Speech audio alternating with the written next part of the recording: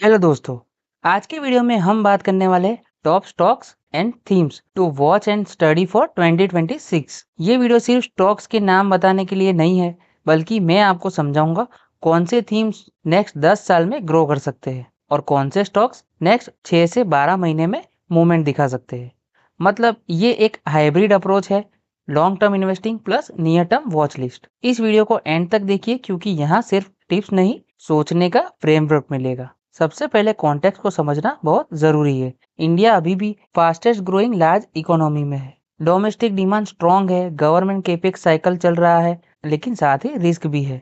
Global slowdown, geopolitical tensions, interest rate uncertainty. इसलिए 2026 के लिए अप्रोच होनी चाहिए सिलेक्टिव ऑप्टिमिज्म, ब्लाइंड बुलिशनेस नहीं। हम उन सेक्टर पर फोकस करते हैं जहां सेक्टोरियल ग्रोथ हो, बैलेंस शीट स्ट्रांग हो और अर्निंग विजिबिलिटी हो। अब बात करते हैं बिग पिक्चर थीम की।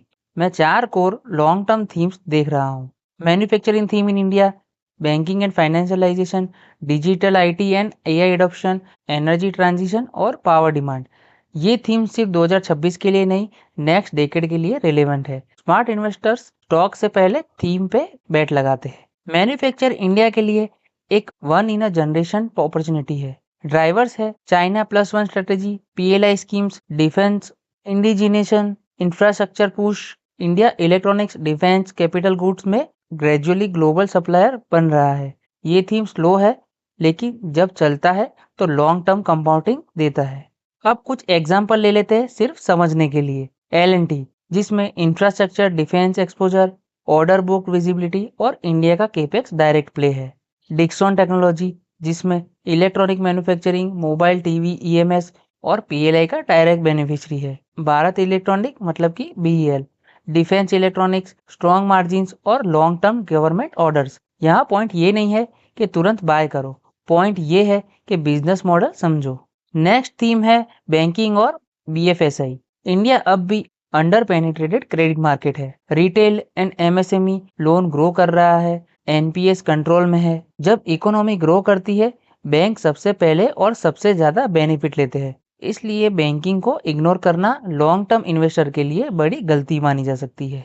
तो एग्जाम्पल समझ लेते हैं। HDFC bank, stable compounder, consistent ROE और conservative but reliable. SBI, PSU traditional story, balance sheet cleanup और क्रेडिट ग्रोथ लेवरेज। और Bajaj finance, computation plus landing, strong execution और रिस्क हाई, रिवॉर्ड भी हाई। यहाँ सीखने वाली बात है growth plus risk plus valuation. अब बात करते हैं पॉपुलर थीम की, आईटी और एआई। शॉर्ट टर्म में मार्जिन प्रेशर है और ग्लोबल स्लोडाउन का रिस्क है। लॉन्ग टर्म में एआई एडॉप्शन इन्वेंसिबल है, क्लाउड डेटा, साइबर सिक्योरिटी और growth, digital transformation non negotiable है। आईटी सेक्टर साइकिल में चलता है, लेकिन रेलेवेंस कभी खत्म नहीं होती। एग्जाम्पल की बात करें तो TCS, large cap stability, strong cash flow और defence IT play. HCL tech, energy and digital focus, better margin profile. LTI Mindtree की बात करें तो mid cap IT, high growth potential और स्ट्रॉन्ग हायर वॉलिटिलिटी। आईटी में सबसे important चीज है client diversification and deal wins. India का पावर डिमांड नेक्स्ट डेकेड में डबल होने की पोटेंशियल रखता है। ड्राइवर्स है renewables, EV adoption, data centres और इंडस्ट्रियल ग्रोथ। एनर्जी ट्रांसफॉर्मेशन सिर्फ ग्रीन एनर्जी नहीं, ये ग्रिड, स्टोरेज और डिस्ट्रीब्यूशन का भी गेम है। एग्जाम्पल से समझे तो टाटा पावर में renewable plus distribution, EV charging ecosystem. NTPC में थर्मल से ग्रीन ट्रांजिशन और stable cash flow. Exide industries में बैटरी बिजनेस और EV ecosystem exposure. Energy theme में पेशेंस रखनी चाहिए, लेकिन रिवॉर्ड मैसिव हो सकता है। अब थोड़ा शॉर्ट टर्म एंगल देख लेते हैं नेक्स्ट 6 से 12 महीने के ट्रिगर्स पर। Interest rate cuts, government capex, pre escalation spendings और लिक्विडिटी फ्लोज। इस फेज में infra, banks, rate sensitive stocks movement दिखा सकते हैं। ये इन्वेस्टिंग नहीं, वॉच लिस्ट थिंकिंग है।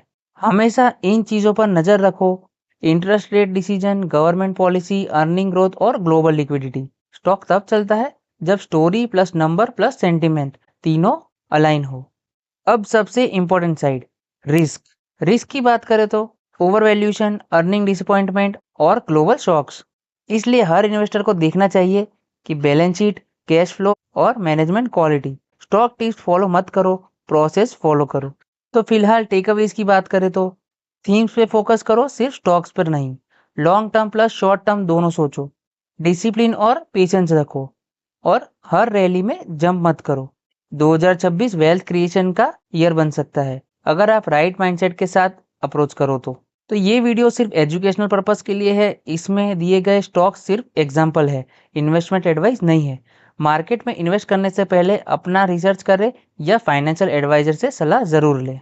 तो चलिए दोस्तों, आज के इस वीडियो में इतना ही। मिलेंगे नेक्स्ट वीडियो में। अगर आपको वीडियो अच्छा लगा हो तो वीडियो को लाइक करें, कमेंट करें और चैनल को सब्सक्राइब करना ना भूलें। मिलते हैं नेक्स्ट वीडियो में, तब तक के लिए स्टे इन्वेस्टिंग।